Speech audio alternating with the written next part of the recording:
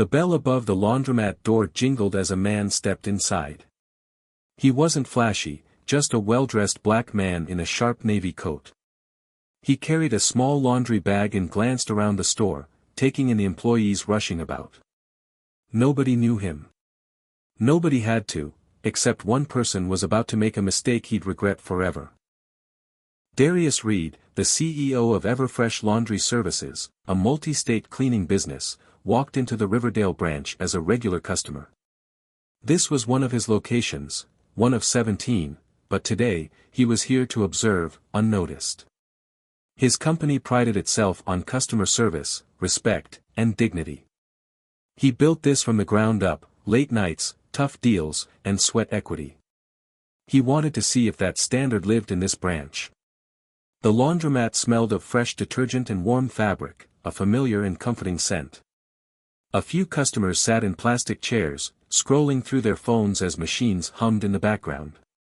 Employees bustled about, folding clothes, assisting customers, and loading washers.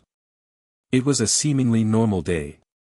But Darius was here for more than just a simple errand. As he approached the counter, he caught sight of the branch manager, Robert Grayson. Middle-aged, with a stiff posture and a permanently furrowed brow, Robert stood behind the counter, barely paying attention to the activity around him. He scrolled on his phone, his expression one of mild boredom. Darius placed his laundry bag on the counter, standing patiently as he waited for service. The hum of washing machines and the faint chatter of customers filled the air, a normal day in the laundromat. Across from him, Robert Grayson sat lazily behind the counter, scrolling on his phone with one elbow propped up. He didn't acknowledge Darius right away. Instead, his fingers kept swiping on the screen, absorbed in whatever video or text held his attention. The moment stretched uncomfortably long, long enough for the disrespect to be clear. Darius cleared his throat slightly. Robert finally glanced up, his expression one of mild irritation, as if Darius had interrupted something more important than his actual job. His gaze flickered over Darius, lingering just a second too long on his sharp navy coat before he exhaled loudly through his nose. "Yeah," Robert muttered, barely putting in the effort to form the word properly. Darius, ever the professional, kept his tone neutral. "I'd like to get a wash and fold service." Robert set his phone down with an exaggerated motion, his fingers drumming lazily on the counter. He still didn't move to take the bag.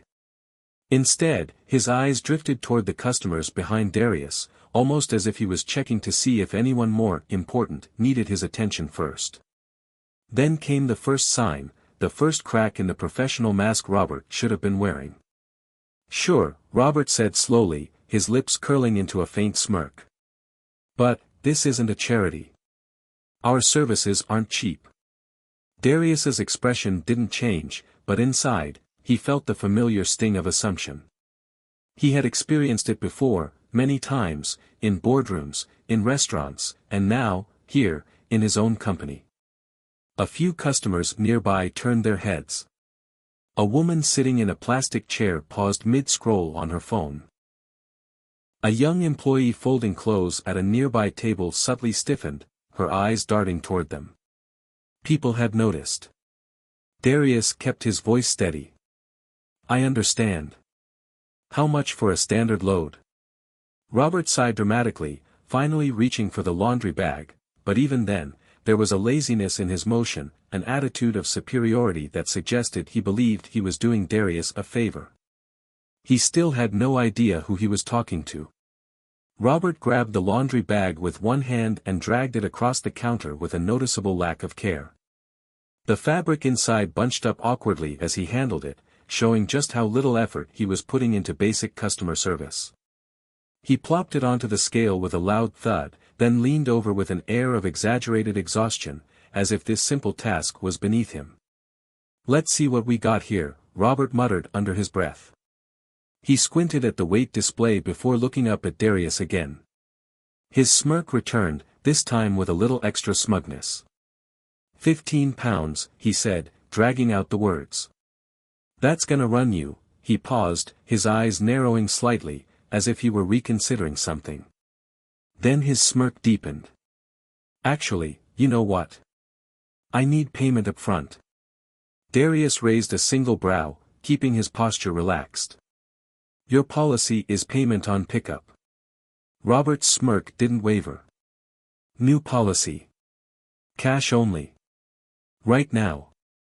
The words hung in the air, sharp and deliberate. A few customers shifted in their seats. The young woman folding clothes a few feet away subtly paused mid-fold, glancing toward the exchange. Darius let the silence stretch between them. He wasn't one to rush to conclusions, but he didn't have to. This was deliberate. He had seen this play out before. He wasn't being asked to pay up front because of a real policy change. He was being singled out. Robert, still leaning on the counter, looked him up and down again. His expression made it painfully clear that he didn't think Darius fit the profile of a customer who could afford their services. A black man in a nice coat was, to him, a risk. Darius exhaled slowly through his nose, his jaw tightening just slightly. He could feel the weight of watching eyes, the tension thickening in the laundromat. People were noticing. Robert didn't seem to care. In fact, he doubled down. Problem? He asked, tilting his head. If you can't afford it, maybe try one of those cheap places downtown. That was it. The moment of full disrespect. And yet, instead of reacting with anger, Darius did something unexpected.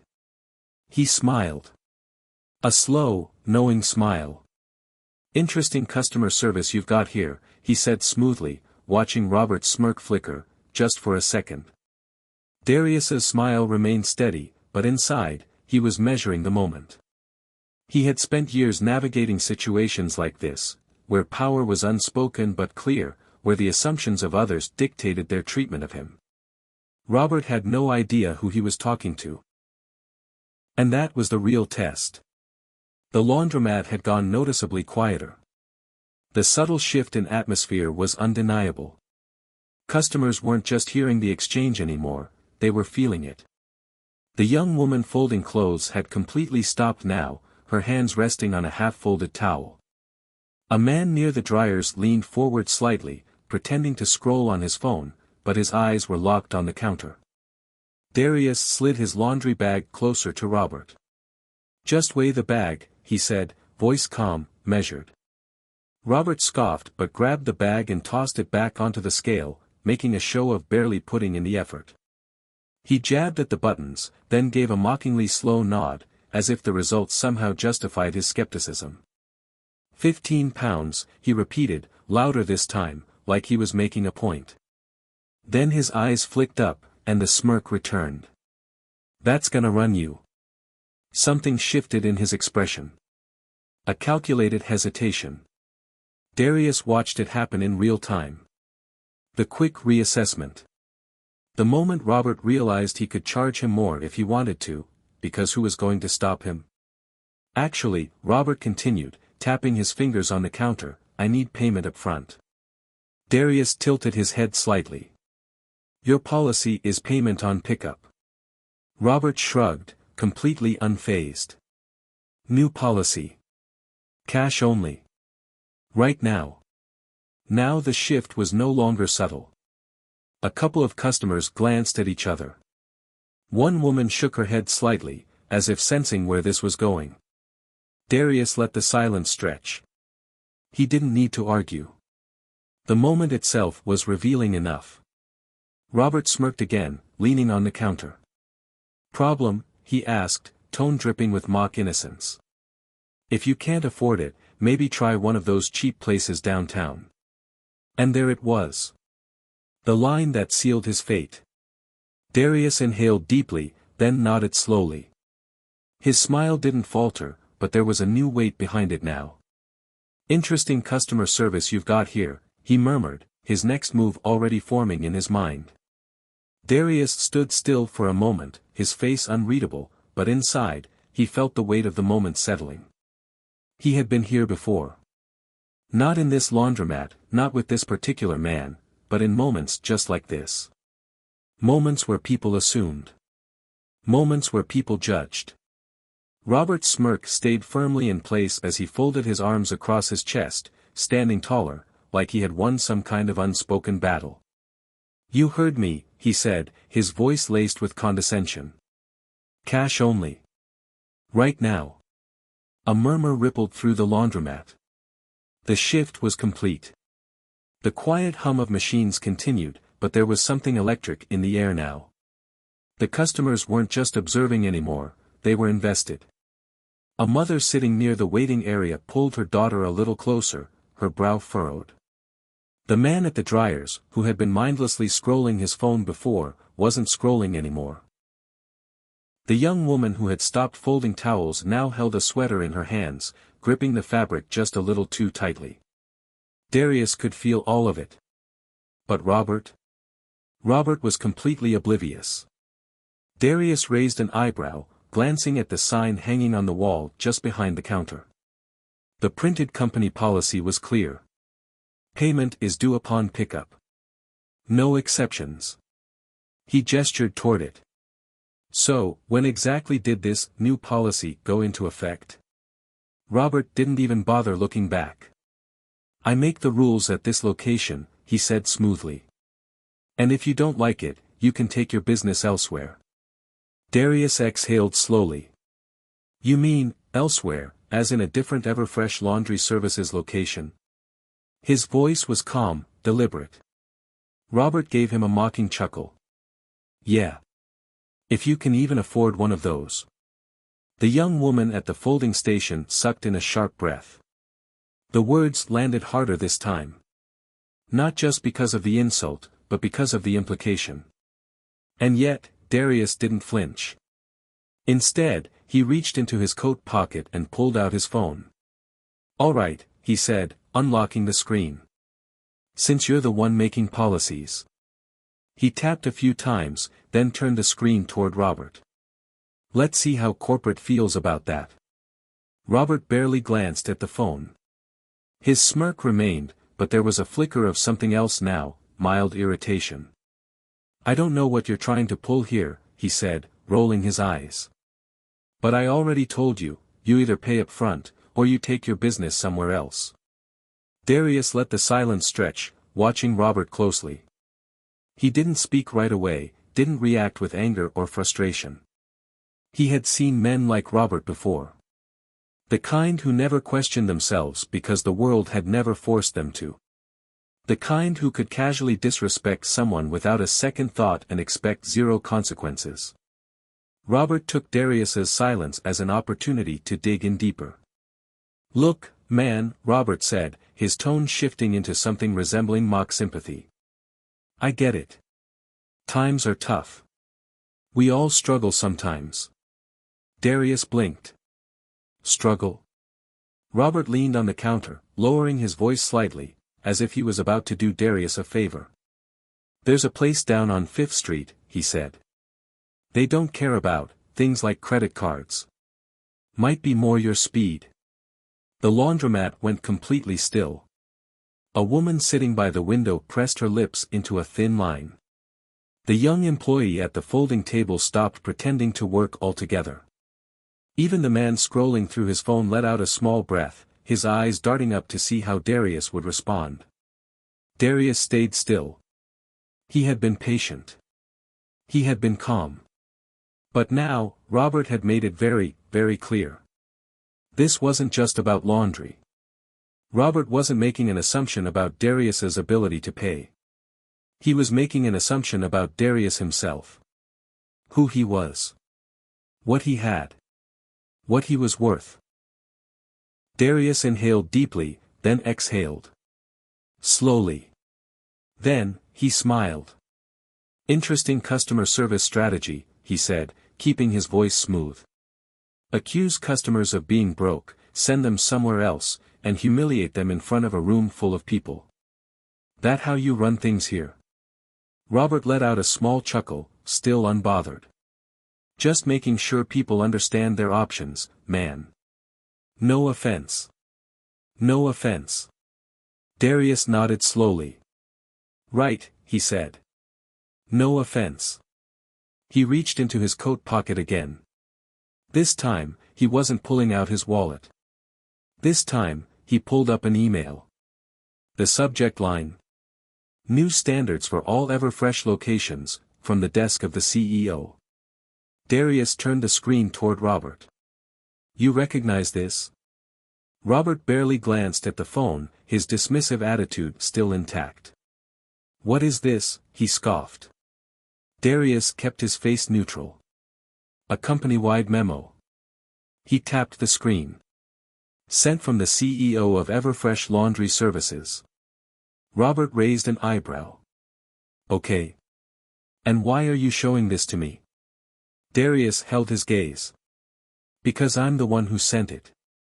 For the first time since this conversation began, Robert actually looked at him.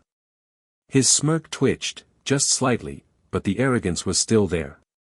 Yeah, sure, Robert chuckled dryly, waving a hand. And I'm the mayor. Darius didn't blink. Didn't laugh. Didn't move. The silence in the laundromat deepened. Robert's smile faltered. A few customers shifted in their seats, sensing that something was happening, something important. The young employee near the folding table stared, her hands motionless over a half-folded towel. The man with the phone in the corner had stopped scrolling entirely. Everyone was watching. Robert finally gave a real glance at the phone. His eyes flickered over the name at the bottom of the email. Darius Reed. His smirk vanished. What? He muttered, almost to himself. Darius put his phone down on the counter, letting Robert see it clearly. The company email.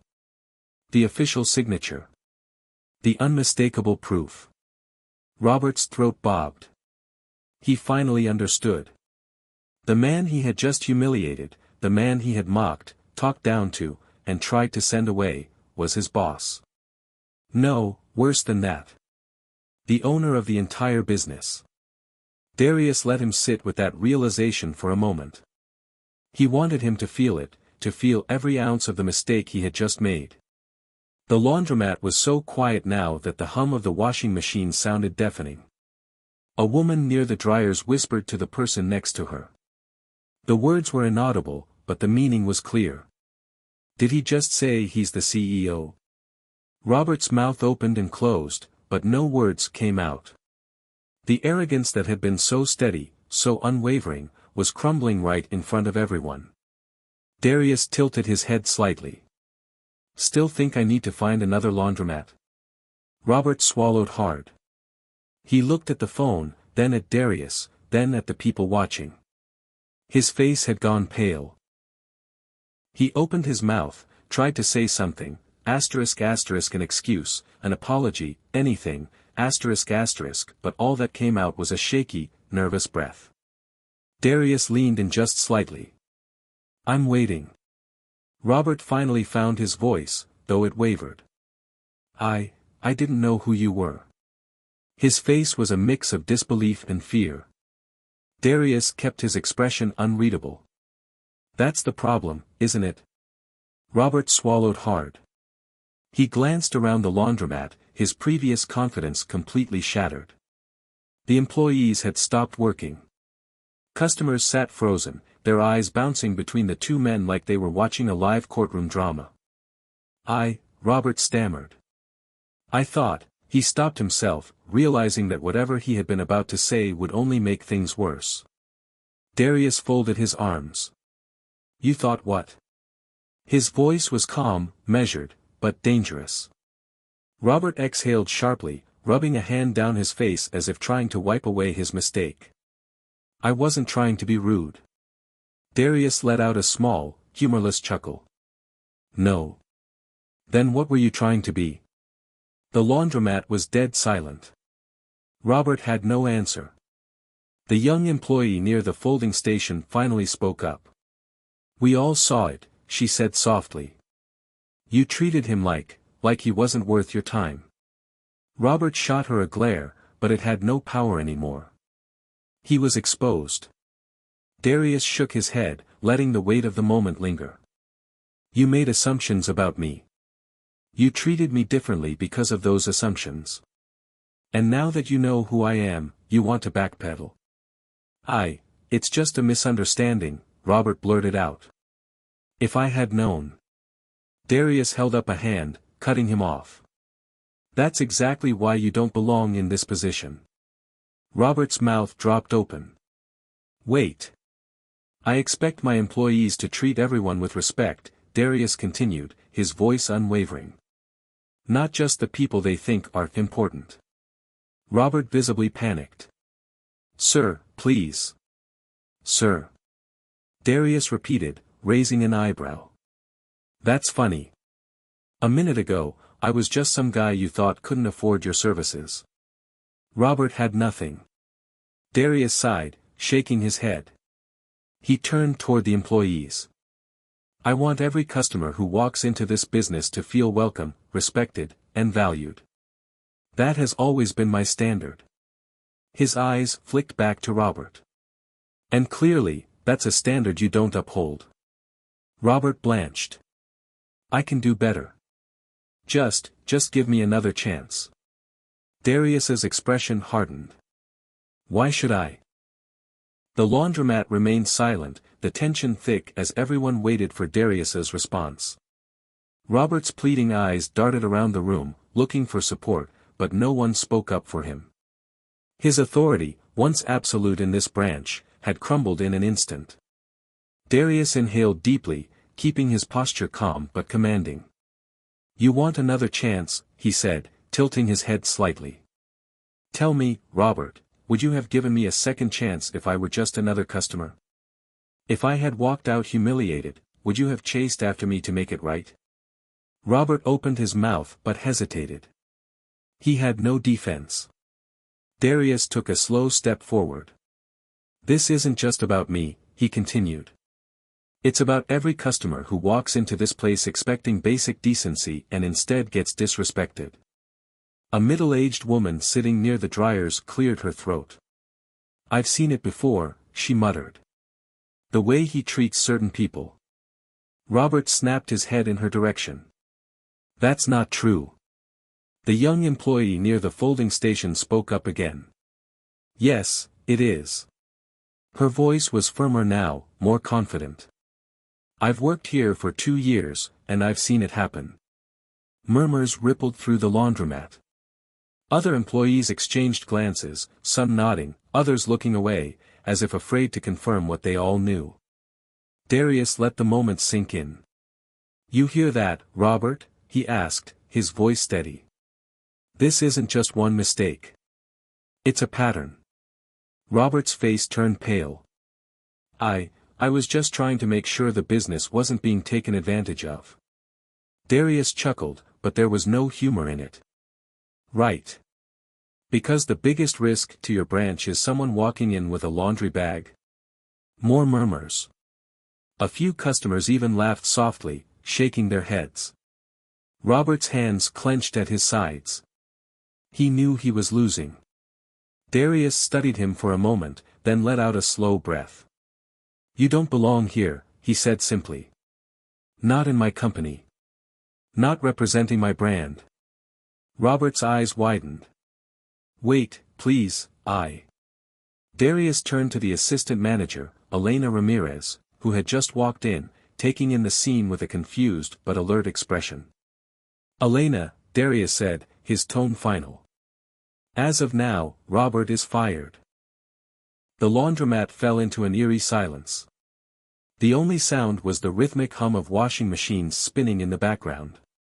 Every customer, every employee, all eyes were on Robert.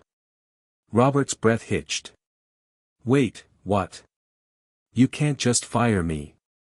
His voice cracked, desperation seeping through his once confident tone. Darius remained calm, unwavering. I just did. Robert glanced around the room, searching for support, but found none. The employees who had once followed his orders now looked away, some nodding subtly in agreement with Darius's decision. The customers, some who had been victims of his discrimination, watched with expressions ranging from satisfaction to outright relief. Elena Ramirez, the assistant manager, stepped forward, her dark brown eyes scanning Darius, then Robert. Sir, she said, hesitating. You're serious? Darius nodded. Completely. A slow wave of realization washed over Elena's face. She had dealt with Robert's arrogance, his demeaning attitude, his need to assert authority over customers, but she never had the power to challenge him. Until now. Robert laughed bitterly. You don't know what you're doing, he spat. You think you can just waltz in here and... I don't think, Darius interrupted. I know. His voice was steady, controlled. This company exists because I built it from the ground up. I know what it stands for. And I know when someone is dragging my name through the mud. Robert took a step forward, lowering his voice. Look, Mr. Reed, I didn't know who you were, okay? If I did, I wouldn't have. Darius raised a hand. That's the problem. He leaned slightly closer. If you had known I was the CEO, you would have treated me with respect. But you didn't. Because you assumed I wasn't worth it. The words hit Robert like a slap. He stood frozen, mouth slightly open. Elena's voice cut through the tension. What do you want me to do, sir? Darius turned to her, nodding. Effective immediately, Robert is no longer employed here. You're in charge now. Her eyes widened. Me? You. A flicker of determination replaced her hesitation. She straightened her shoulders. Understood. Robert let out a strangled sound, part laugh, part scoff. This is ridiculous. You're gonna let her take my job? No, Darius said simply. You lost it. And with that, the power had shifted for good.